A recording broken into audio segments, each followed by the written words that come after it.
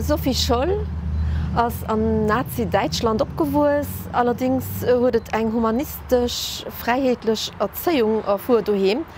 Sei Pap huet ganz fréit Gevor erkannt vum Adolf Hitler.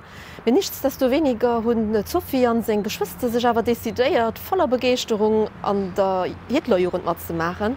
Sie hun awer ganz schnell erkannt, dats die Gruppendynamik, die an der Hitlerjugend geherrscht huet, hinnen hier Freiheet geholl huet an och en selbstständiges Denken net méiglech gemacht huet. De Pap war wie gesot net begeistert, huet hinnen Geforen erklärt, die vum Hitler auf den singen Parteikolllegen ausgangen ass huet den Hitler als Rattenfänger beschrieben.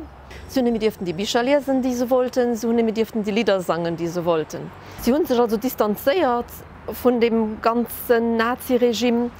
Als Jungstudenten op der Uni zu München hun sie sich engagiert an der Weiße Rose.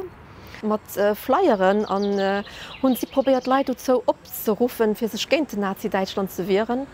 Sie hun sich auch gesagt, géint den absolute Staat, géint de Krich, an sie wollten sich aussetzen fir d'Freiheet vum Mënsch.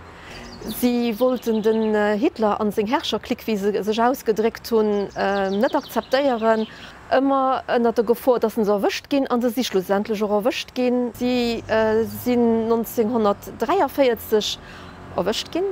Direkt vir und Geriet kom an den Dach no durch Guillotine hi gerichtcht gin.